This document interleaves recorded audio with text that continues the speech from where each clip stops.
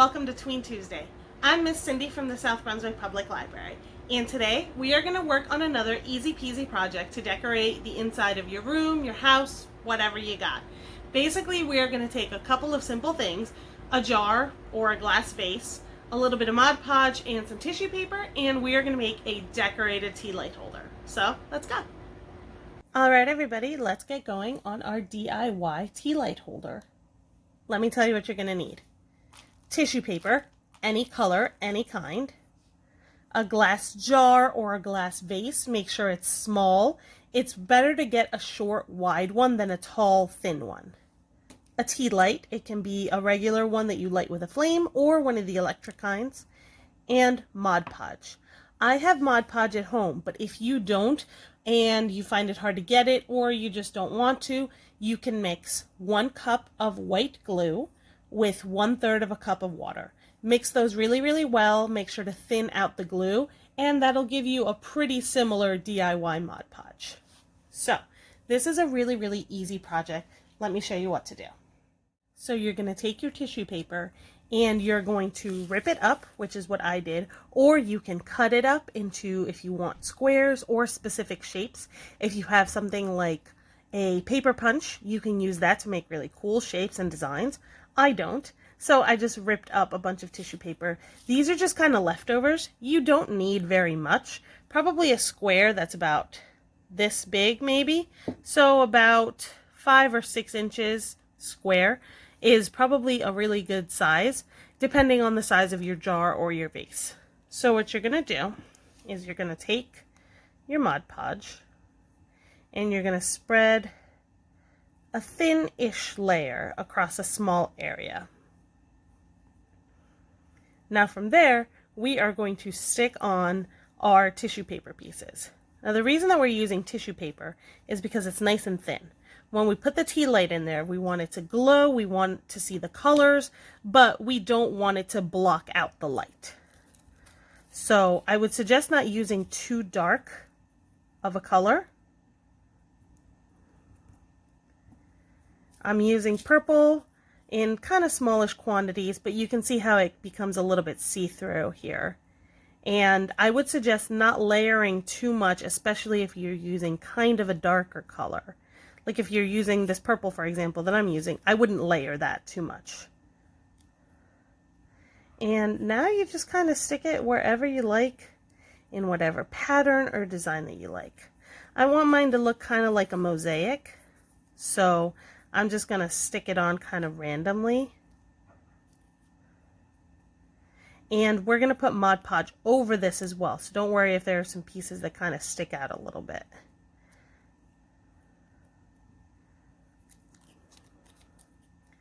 This is a really fun project to do, and you know, you put some music on or put an audiobook in, which I love to do, and just chill out and work on this for a while. It's really zen, it's really chill, but it does take a little bit, and you do have to have some patience for it.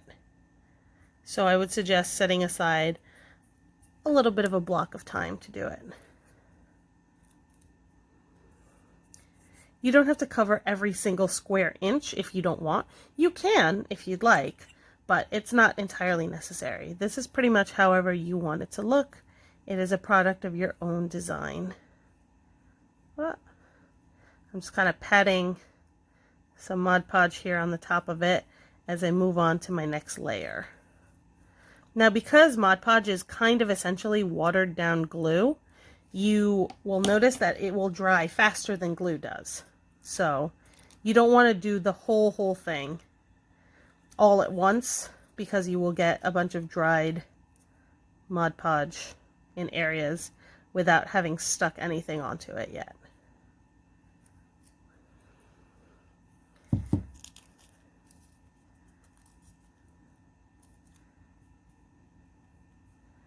Now if you have Mod Podge in areas that end up not being covered, you'll notice that it kind of has a frosted glass effect. So it won't be completely see-through, like you'll be able to see the light, but it will still be kind of frosted.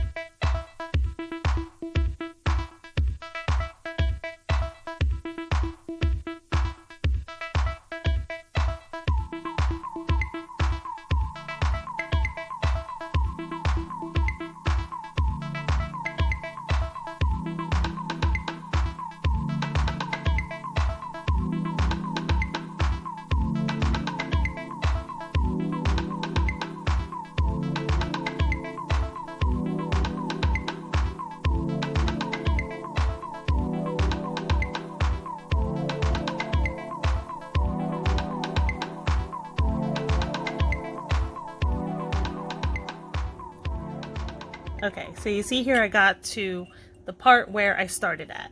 Now we're going to cover the whole thing in Mod Podge. This is the part where you want to be careful because you don't want to move the pieces too much. Like if you see that one's starting to unstick, just push in the opposite direction. Or you could just kind of dab it. That might be a little bit gentler.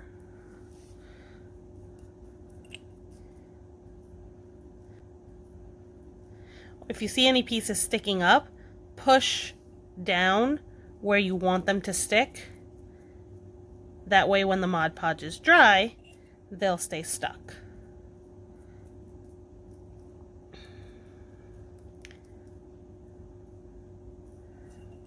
Now we're just going to go around and do the whole thing.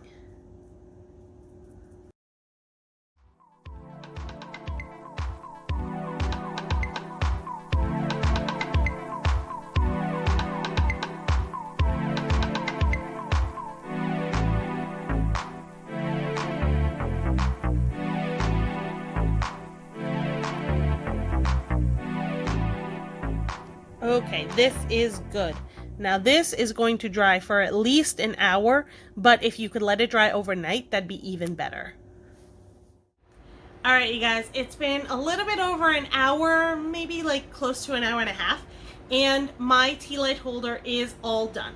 It looks really cool, and if you saw the picture, you saw what it looks like with the candle in it. You can do this really, really easily. You can do this to as many as you'd like. I would recommend using the electric candles just because they're a little bit safer. But if you're using this in a well-supervised area, you can go ahead and just use regular candles. So, until we see each other again next week on Tween Tuesday, happy crafting. Bye!